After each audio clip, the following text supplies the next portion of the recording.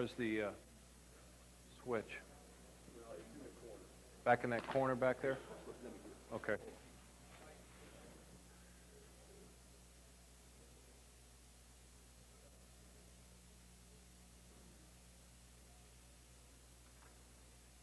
Okay, this first part is some of the work we did with Michael Bates, the receiver, the Olympic medalist and the receiver that we got from Arizona. And I believe the first thing that we're going to see here is the three-step weave, which is just a rhythm drill. And there it is, 3, 1, 2, 3, 1, 2, 3, 1, 2, 3. And really, he's at the beginning stages when he's doing this, and he's a little bit off rhythm. But all it is a coordination between his head, his hands, and his feet to develop rhythm and anticipate ahead of time foot movements and foot plants. And he'll come back at the camera this time, and it should be a nice, smooth, rhythmical, nice forward body lean, a bend at the waist. And he's going to start with his left foot back, and every third step he's going to change the head. He's a little slow with the head. You can see the nice arm drive because he's a track guy, and he obviously knows how to do that. But there's the three-step weave. This next drill is the squares drill. He's just working, and again, it's anticipating plant foot going into the ground. He's not as good as putting it in and as violent putting it down as I'd like to see him, but you notice the lean, the arm drive, the quickness, and we're just working on squares, just trying to improve the rhythm of running routes and get him planting. And that's all this is the square drill. And I think he'll come back at us again here, teaching a young receiver just how do you get him started and how do you do things to help him run routes. Plant. Notice his arms die just a little bit on some of these cuts. We need to improve that. He needs to be a little sharper, plant that foot a little better. But basically, there's the square drill.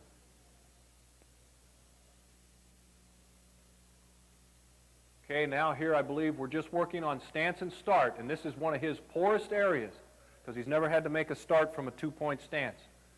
And so he got better than this, but you notice how low he is and the movement of coming forward, no false steps, and we work this drill every day on stance and start.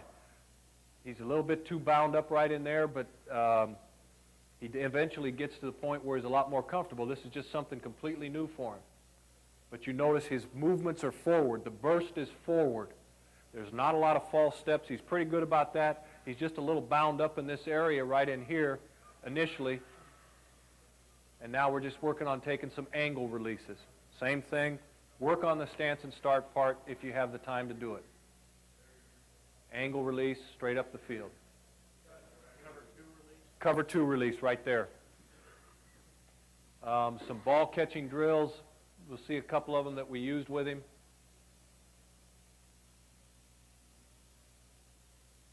Can't remember which one we started with here.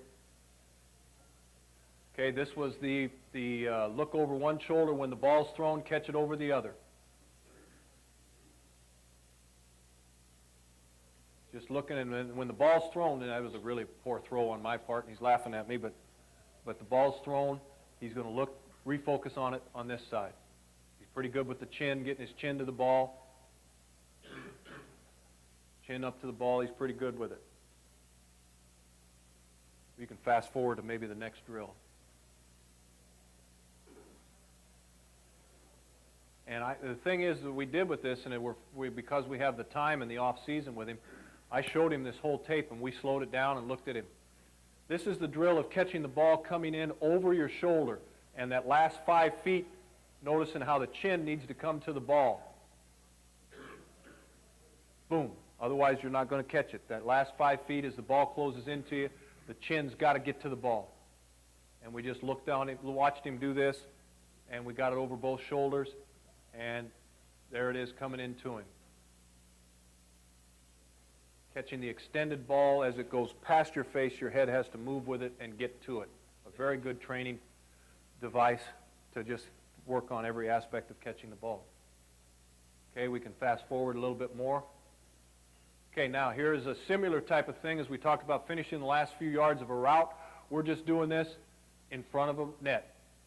If you could run that back one time. I want to point out the part on the curl route. Watch how everything stays forward until the route is finished. Eyes forward, shoulders down, and then he comes back to it, finishing the route out, and we're just simulating catches, always coming back to the ball. Get one more of these, plant, now drive back to it, keep the arms in position to, as you come out of the cut, to be able to raise them up quickly. Let's fast forward to some others. Okay, right here. This is just simulating coming across on an in route of some sort. Same thing here, last 5 yards, work on driving the arms through, get up, downhill to the ball.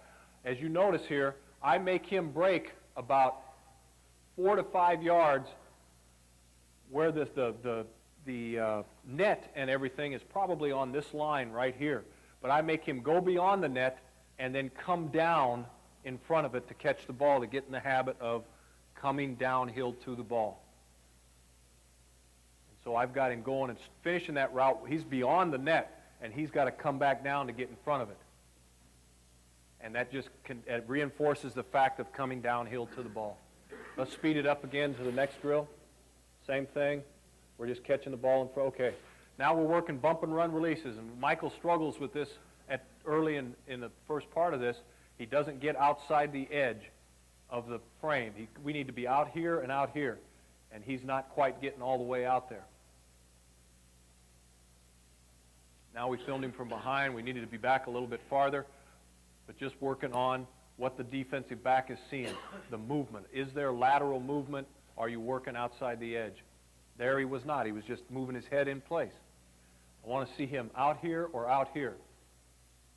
That's a double move, but his double move didn't go anywhere. He just planted his feet in the ground, and he was killing grass. A little better outside the edge.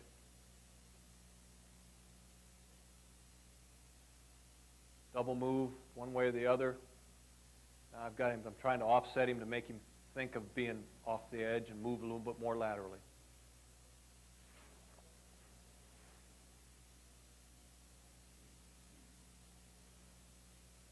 Notice we're working on the violence with the arms, the slap and the rip, and you have to be violent to do it. You're not going to come through and get anything done by being soft with your hands. Come through with a good, powerful rip, and then the rip, in many cases, puts you back in this mode of arm movement. Okay, let's see if we get outside the edge.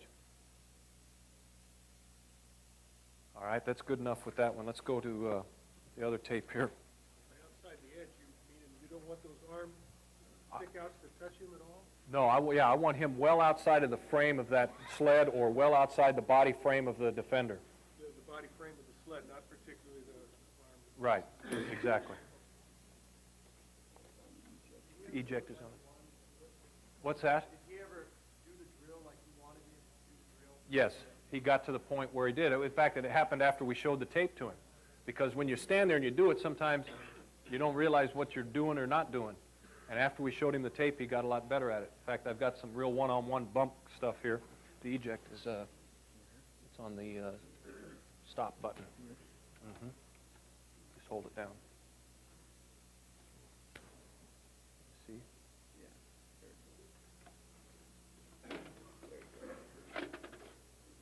Which one do you want? There's another one that's underneath here. Okay, that's the one I want. Okay. You got it. Okay. I'll get a release. Got it.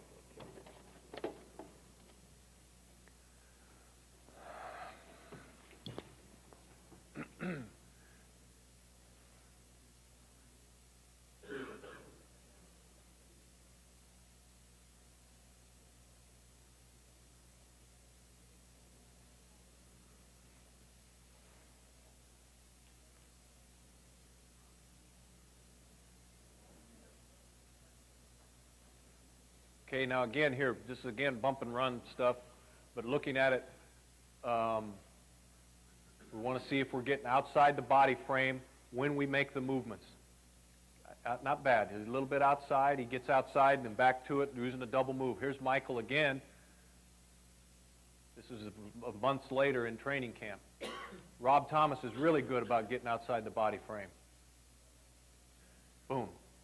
Get the defender to slide. Anytime you get him to move. See, there we go. Good.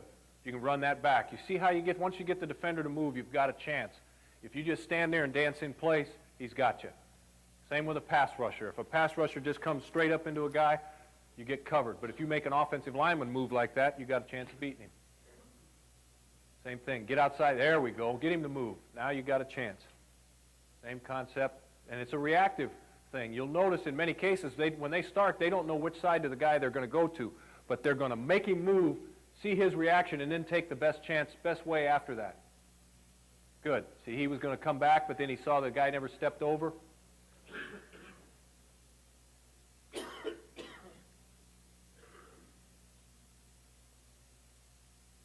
Okay, good. Come through with the rip.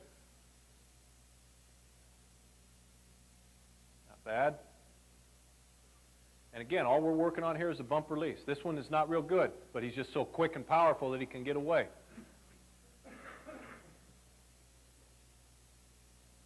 Good. There we go. Work the edge, get the defender to move, then make a decision. Does he overreact or does he not react enough? Now, Brian Blades just goes straight up to him, but Brian's got very quick hands. He can get their hands off him and just go. And here we are again. We'll go through just a couple of these. Again, some of these guys you can see have gotten a little better at getting outside on the edge. There, back through. I've got to continue to harp on them. Get outside. There. And just work on this. Just work on so that any way they want to do it, but just get used to working the edges. Get outside the body frame.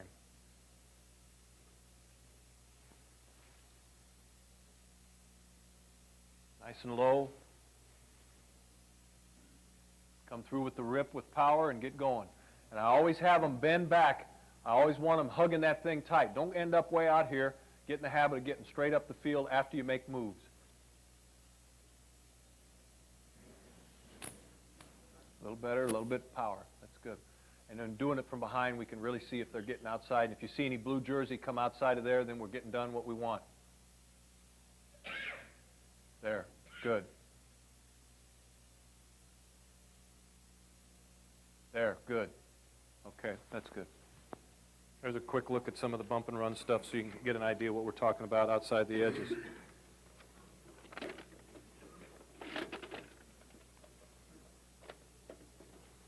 And it's the one I put back under here again. Okay. All right.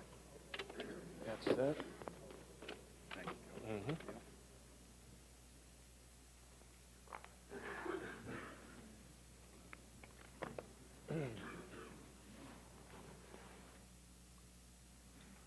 And these are just some routes being run, and we'll look at just a few of them, just look at some of the points we talked about earlier. Some of them are against bump and run. Most of them are against off coverage. All right, here's an example. Run this one back on the takeoff or the go route of getting into the position where you can smell the guy's breath, getting close at him so he has to turn on one spot to stay with you, and you go right by him. And this guy is way faster than that guy, but he ran by him. And here, showing the burst up the field and downhill to the ball. Some of these weaves, but you notice how when we get right back on top of them, you get that immediate separation. Out route, nice and clean, arms driving, pretty good route, shoulders down. Pretty good stance, movements forward, work to the proper shoulder to break off of, give him the final burst up the field.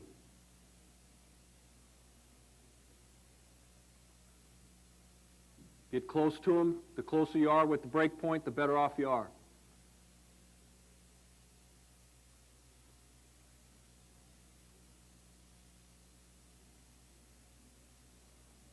Good stance, good get off. Find that shoulder you need to work on. If it's man coverage, you know it, get to that shoulder. Bump and run. Bend back to him. Burst up the field. What you do off the top, finishing it off the top in many cases helps you get open if you're solid at the top of the route. Good shoulder drop, good comeback to the ball. Better work the edge, not bad. Now, off the top is the key. Drive back downhill. If you have balance at the break point, then you have power to have acceleration back. Some of these routes now we'll practice from the 5-yard line, 10-yard line in. Run that one back. Notice again in bump coverage, on this next one, when we get bump coverage, once we release, we bend back to the guy, bend into him, give him a two-way look, and then break one way or the other.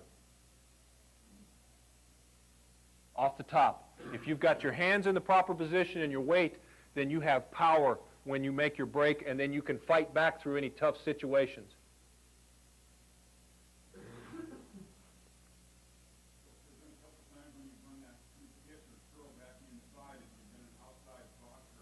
Yes. Sometimes you cannot get the inside shoulder. Is that what you were going to say? Yes. Yes. Sometimes you're not always able to. And then you've got to be good off the top, was what we tell them. Then if you can't get to that shoulder, then be good off the top. Run that last one back in real quickly on the go route against bump and run. Here's another example of why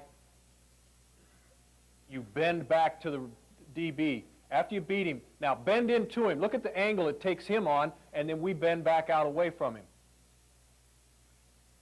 So you bend him in, and you're just trying to change the angle of the defender. There we are on the inside shoulder. Sometimes you can get it, sometimes you can't. DBs are smart. You try to get it, they just back farther inside.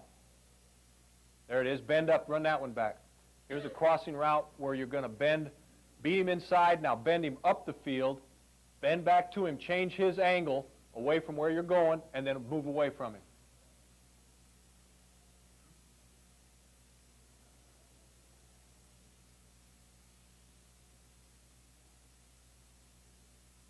And here we did some double coverage stuff, which, I mean, it was just splitting double coverage and recognizing it. That's it. We could get the lights back on. We'll get on to some other things. But really, but that is a very good question that was asked. Very good question, because you ideally would like to be on the proper shoulder when you're going to make your break. But if you cannot get to that shoulder, then you have to have something to tell those guys. Tell the kids. Because a good DB, if you try to get to the inside shoulder, all he does is back farther inside and maintain his inside leverage.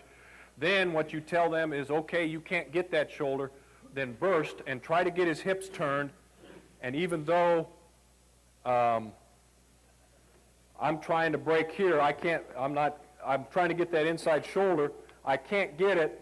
So then instead of keep fighting for the inside shoulder, I eventually then turn and try to get my hips turned back this way, and then good off the top and back downhill. So if you can't get the shoulder you want, then straighten up and show him a burst to get his hips turned, then you can beat him. And good off the top. So that's some of that right there, and it kind of showed you some of the things that we're doing, showed you a few of those drills that I think can really help. Where do you start with a young guy on teaching young kids how to run routes? To me, that's a good spot with some of the weave stuff and the square stuff, because anticipating a plant foot is a very hard thing to do, because I know if I break to my left, I really want to break on my inside foot, but anticipating when I'm going to be able to get that down is not as easy as we all think when you teach a young kid to do it. So some of those square drills and things like that, and just going around in squares on cones is very good. What I want to finish up here briefly is to talk about some X's and O's on some things about blitz in the one back and attacking blitz. And when I say attacking, I use the word with a purpose. The reason is you want to, if you're going to get blitzed, you want your players to think, oh boy, here it comes, because we're going to get them. Instead of, oh no, here they come. We want to attack it, go after it aggressively, and make big plays happen, because in all reality, some of the bigger plays you can get is when they're blitzing, because everybody's on this side of the line of scrimmage. You throw the ball completed on that side of the line of scrimmage, there's hardly anybody there left to tackle. So attack the blitz and go after it. One-back philosophy, and I'm sure if you listen to Dennis or any other one-back people, there's, what we're going to do is we'll talk quickly about a purpose, some of the personnel, the formations, give you a couple of protections. And when we're talking about going after the blitz, we're just, in the NFL, it's just like college, it's just like high school. You never know when they're going to come. Number two, your quarterback probably isn't always equipped to see it the way you'd want him to. Number 3, they can bluff you a little bit, and then they play zone. We don't have much time to audible because we don't have much game clock, so we've got to have things that are good. We can call and we think, well, this is a high tendency for them to blitz, but they may not. So we better have something that's good against everything. So what we try to do in a lot of those situations is go 7-man protections and 3-man routes. 3-man routes that are going to be good against. If it is blitz, it's great. If it's zone, 2 deep or 3 deep, anything we call here has got a pretty good chance. So we try to do that. We'll look a little bit at the quick game 3-step drop, routes for blitz and zone, drop back, 5-step routes for blitz and zone.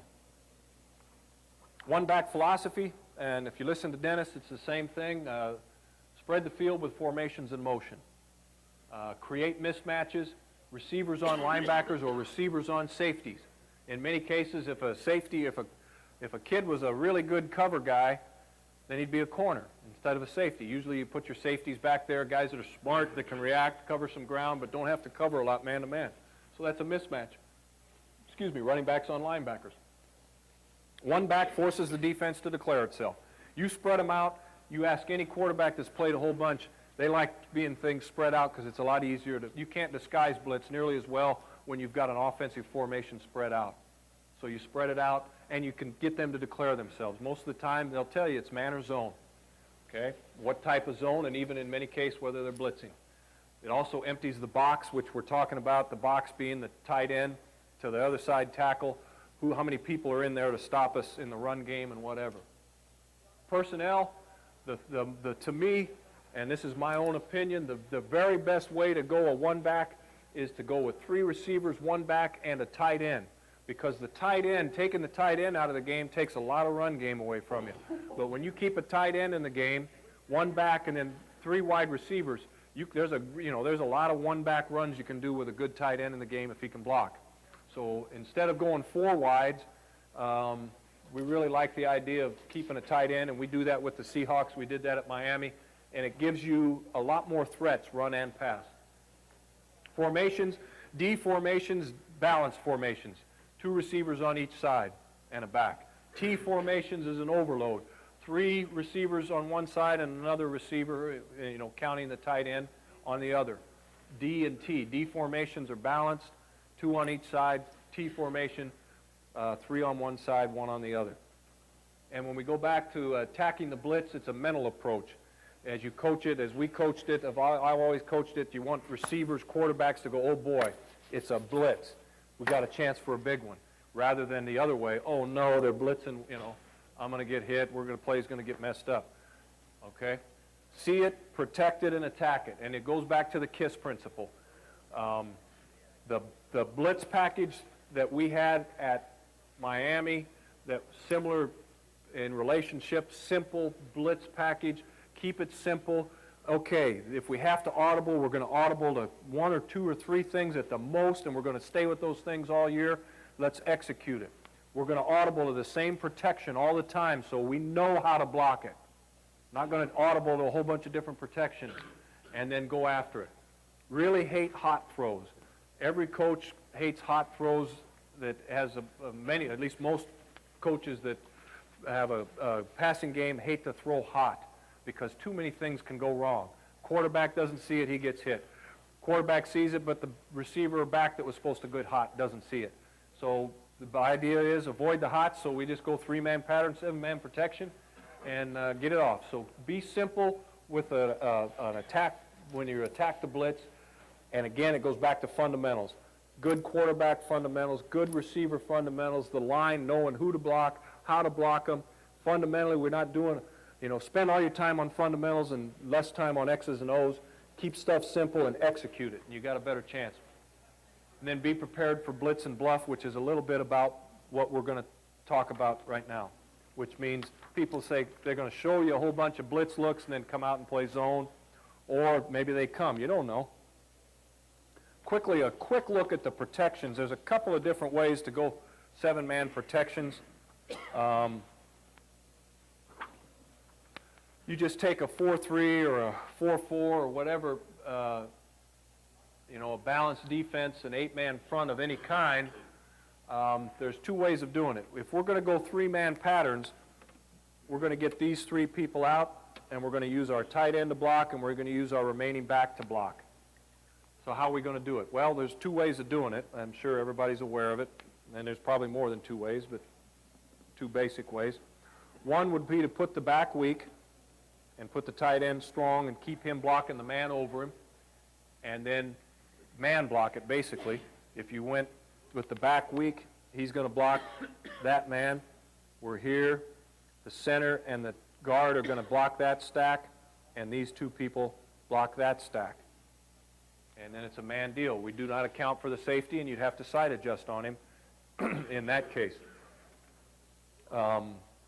So you're really looking at the back weak and the tight end staying in, and you put yourself in position to block those people and put three men out into the pattern. The other way to do this would be to send the back strong. Put the back here and then turn the front. Tight end stays here, and then we send these two back here. He turns here, and then the guard turns back for the middle linebacker, excuse me. So we turn back out, we would go back out to here, we're here. The guard comes through and blocks that backer. He steps down, the back blocks here, and the tight end blocks there. Turn in the front. Some line coaches, a lot of line coaches like that because it helps them with some of the games, and if for instance, this man does not come, then they end up with an extra blocker back inside to help get some double teams on some of the people. But basically, we're looking at, to me, the simplest way to do it is to put the back weak and keep the tight end strong, and it can tie in with a lot of the different quick protections. What we used at Miami, and I'm sure if you listen to Dennis, in the quick protection is very similar to this drop back protection that we're looking about here, where we're blocking here, and then it's man here, and here. And again, we have to side adjust off of this man right here. If for some reason he started coming, we'd have to side adjust or do some other things based on who else was coming. All right? And then against the eagle or the reduction on the weak side, again, it would be back weak, here, man on the backer with the guard, and then he's there. And by doing this, we've got everybody pretty much, with the exception of a safeties, accounted for in blocking, and we can go a three-man protection, a three-man pattern and a seven-man protection. And if they bring 7 people, we can pick them up, and that gives everybody one-on-one on the outside. Okay? So we'll look at some of the quick patterns right now, 3-step drop, and some of the things that are good against zone and man. And I've got, out of the balanced set here first, the quick game, that if you think they're going to blitz, it's good whether it's zone or man. Basically, we'd like to work combinations when we do these things, because if it is blitz, it's fine. You can work the 2-man combinations. You got 2 guys to look at. But if it is zone, you need to kind of have 2 guys working, and what you do on the backside doesn't really matter, because we want to work, if it's zone, be able to work a 2-man combination over here and try to get something out of it, even if it is zone. So we'll work patterns over here. Now, one thing that we did this year with Rick Meyer, and is probably a pretty good deal, is on the backside of a lot of our patterns, we just put hitches in, no matter what was going on the other side. Because at 1st and 10, if you can get 6 yards throwing it out there, that's a pretty good deal. If it's 3rd and 5 and you're trying to run a pattern, but they give you the hitch out here, we'll put that in there and let him go. If you see that, you got the hitch out there. So we would put hitches on the back side of a lot of the things that we were doing on the 2-man side, and just say, if you like it out there, go ahead and throw it. If it's a 5-step drop or a quick game, whatever, if it's 5, take a quick 5 and throw the hitch out there. Take it if you can. And now it gives him a place he feels comfortable instead of standing back waiting for something to develop. I got that right there, let's take it. Sometimes they don't give it to you. In the quick game, against blitz and against zone, the double hitch concept, and it's a very simple little deal, but it's pretty good against man and zone. In a 3-deep zone, as I have drawn up here, this flat defender is what we're trying to put in a bind. if he were to take off and run to the outside hitch, where he vacates, we're just going to sit down. If he stays inside here and we're covered, we'll say, just stand there. Let him cover you up. We'll throw the ball outside. That's not very complicated, but a lot of games have been won doing something along those lines. And I'm not trying to insult anybody's intelligence, but going back to the KISS principle, the simpler you keep it, the more high efficient you are. You move the chains and you score points. So against a three-deep zone, the double hitch thing right there is great. I mean, if it's man, then you got, if they're off, then you got two throws right out there in front. Okay?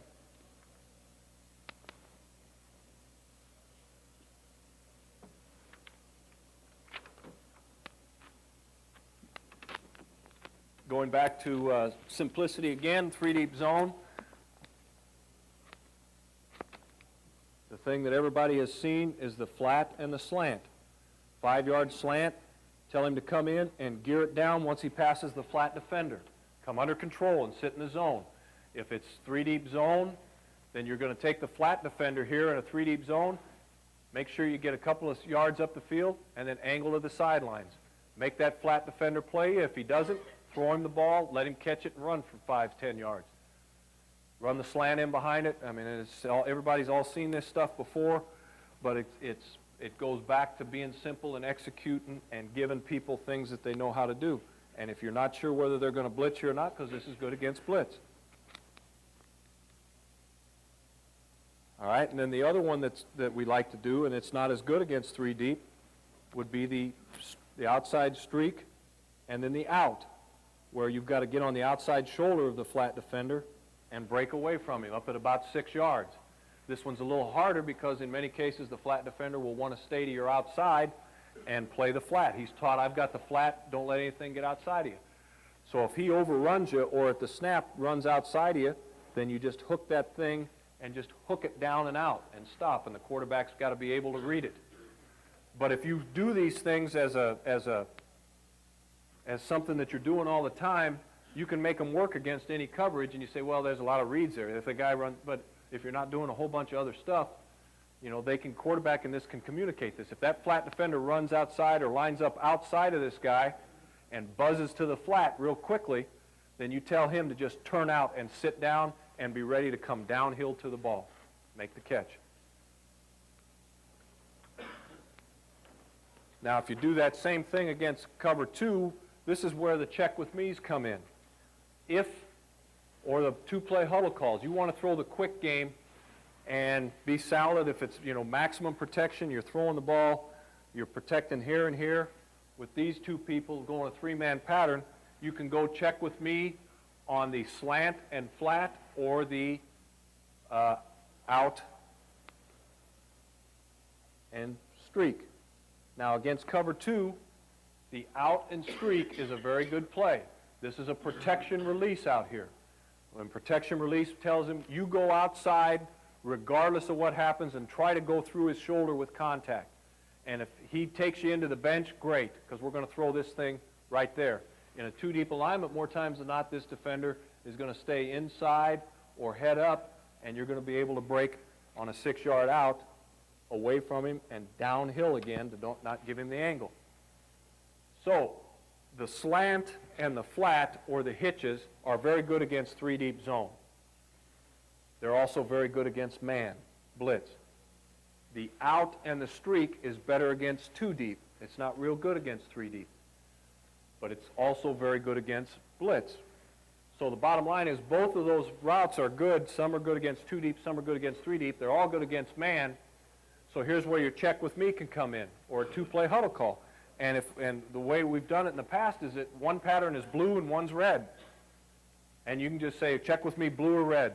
Everybody knows what protection it is, or you can call it 90 protection. Check with me 90 blue or 90 red. And it's a simple thing. So if they blitz us, I can call whatever I want. Both of them are good. If they come out and play too deep, I know blue is the better one. Great, I'll go blue. Everybody knows, okay, I'm protected. I'm going to run the out. Good. If they come out in three deep, then you go red and you get your slant and your flat. So the idea is, if you want to throw a quick, and you're not sure, but they may blitz, but it could be two deep or three deep, but I want to be covered anyway, just check two-play huddle call, check with me. And go blue or red or however you want to call them so that you've got the two different possibilities. And it's very simple and people can pick it up. The quick game in a three-man side, you have basically the same thing, and now you can work a three-man combination over here, and you can run the slant, the flat, and the seam.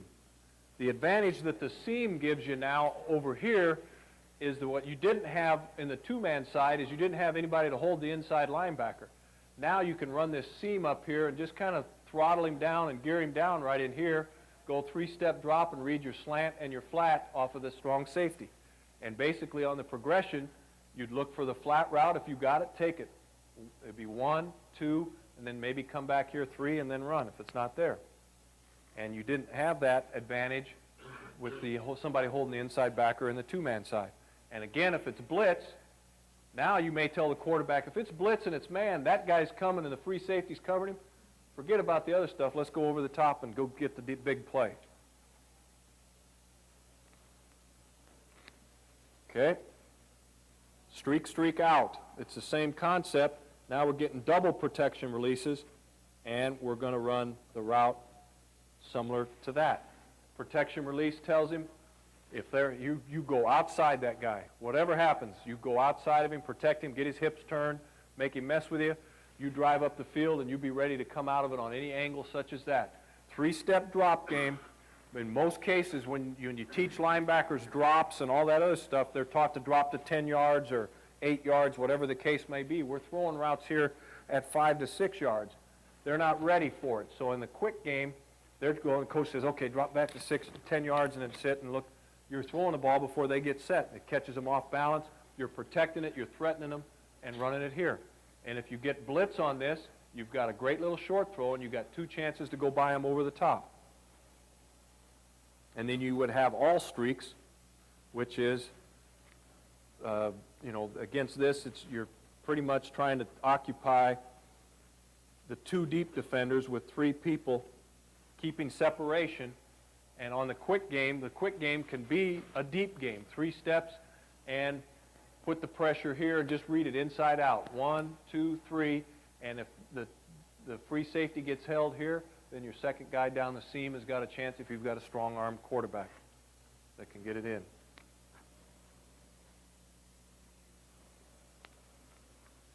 Now, the whole concept of blitz stuff in the quick game, the way it started out with this tailback here, or the inside receiver, being what we always had as our best receiver, we would always put him there. Because if we did have a chance to audibilize against blitz, we would always base whether we called blue, red, green, or whatever we were doing, which basically would be one of these 2 things. There'd be a flat route, an out route, or a streak route. We wanted to isolate on this man. If we knew it was if it was man coverage, we were going to isolate our best guy on that safety when he came down to play us. And how do we tell? What we told the quarterback was, we might have, this might be called blue, this might be called green, this might be called red. And these complementary routes were usually just takeoffs and protection releases. We would tell the quarterback, we say, well, what do I check to against blitz? We've got 3 things we check to. What do I go to? Well, it's all based on the depth of this guy.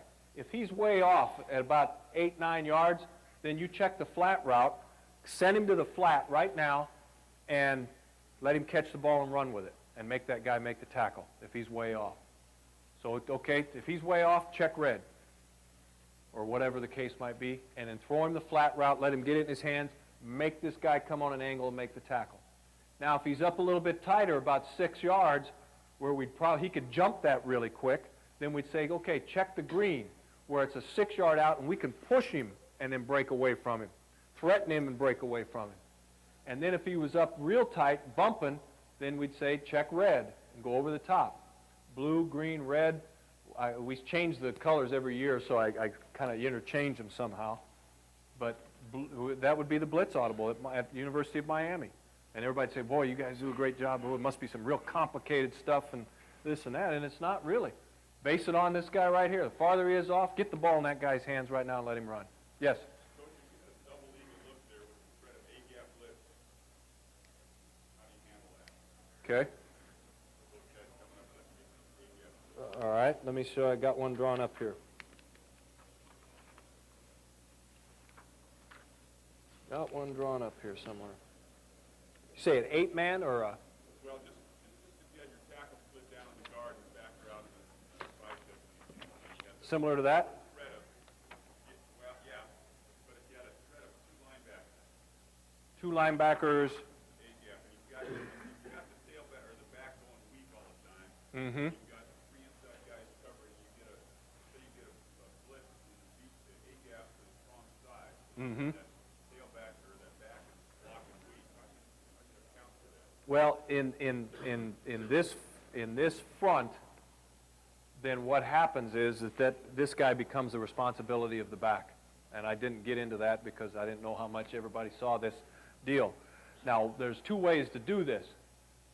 When you get this threat right there, however they've aligned it, and he becomes a threat in here, there's 2 ways to do it. One is to turn the front, which we used to make a protection call and call rip, rip, rip, which would put everybody to the right, and it would stay the same. The back would block here, and then everybody would turn down to this direction, and the lineman that would then account for the back in the middle, which in a lot of cases is a good way to do it, because even if this back, you assign him there, he can hit that gap before he can get up in there and get him. So many cases, Florida State used to do this to us a bunch at Miami, and we would have to turn the front down so that we would be able to, in fact, it wouldn't turn, it would be right here. I've got that kind of backwards. He would be here, and then the guard and the center would be responsible for that stack right there. Okay?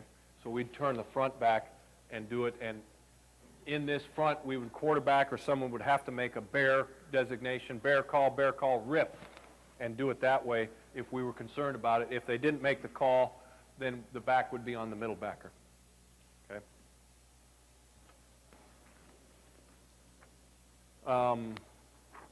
So really, in the blitz, keeping it simple and basing everything on the inside receiver and then making any audible calls if you can do it or have time, we really just based it on the depth of that man playing this guy, get the ball in our guy's hands quick and give him a chance to run with it.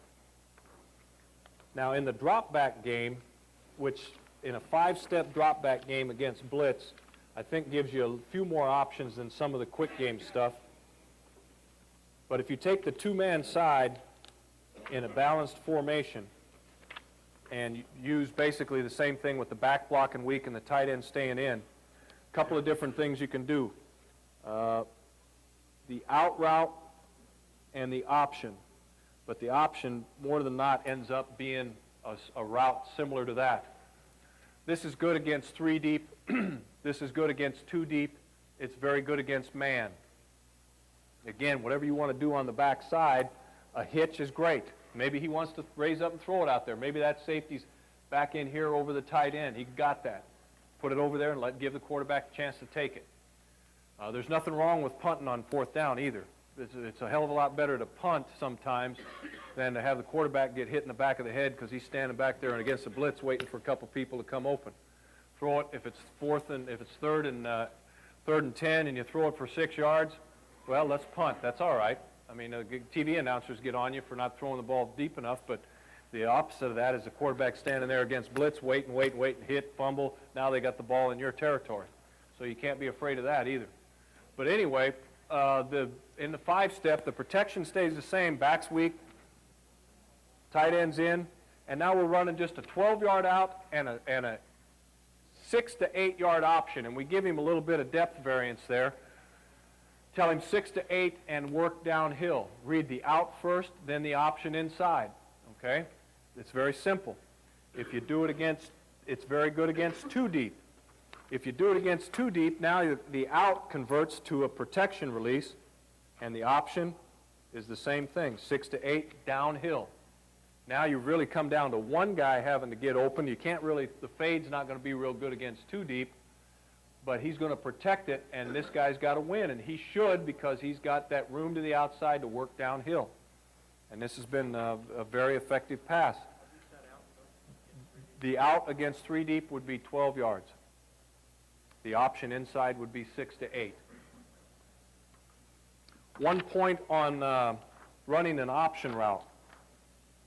We always tell them, if the guy's sitting on you right at the break point, then climb on contact. And it kind of goes back to some of the principles and routes that we've talked about before.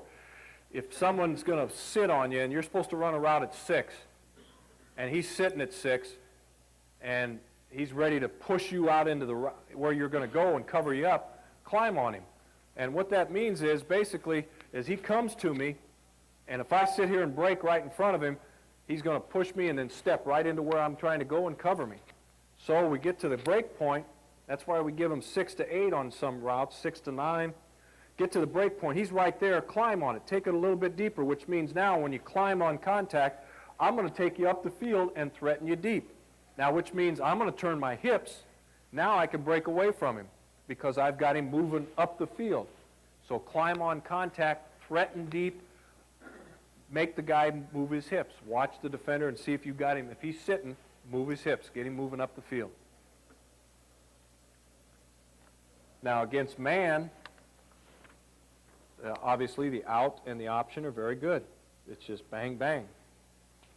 Just, you've got two things right in front of you there. The out, you know, I always draw these things more downhill than they're supposed to be, but again, there's a reason for that. I want my receivers thinking, come downhill, come downhill.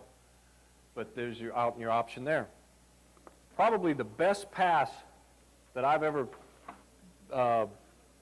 been associated with that is good against just about every coverage they play is a pass that everybody calls China or whatever.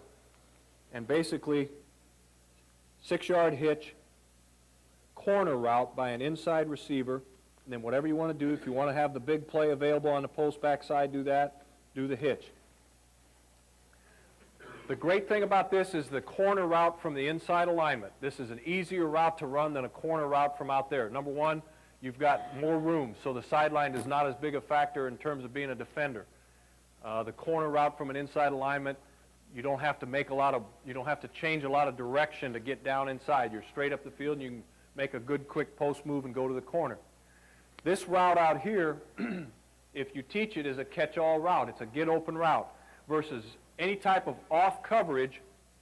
You just drive off and run a hitch. It's no different than a hitch.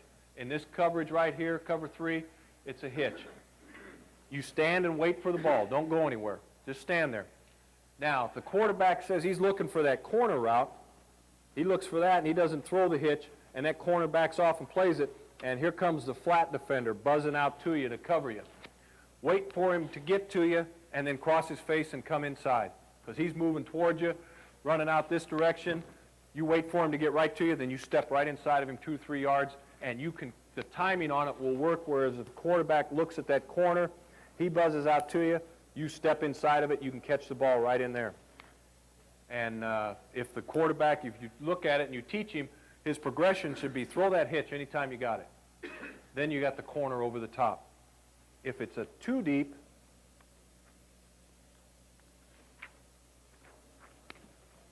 this is really a good route. Same thing. Okay, now I'm going to still run that same hitch. I'm going to run right up there in front of that guy and stand there and make him think he's got me covered. Great. All right. Now I'm going to release here and go to the corner. Against too deep, now all I've got to do is beat this guy. If this corner holds down in too deep and sits there, I'm going to sit there and let him cover me. Think he's doing a great job. We're going to try to sneak that corner route over the top of him. The break point here would be about 12 yards. And then over the top, throw it over in there, away from that safety, you got a chance of getting a good completion. If all else fails, and my goodness, you know, normally this guy trails with him a little bit. Corner route, the guy falls down or it's not open. Then real late, again, in slides that little hide route right there. Sit there, wait, be patient. Let the quarterback take a good look at the corner, then slide in late. And then against man,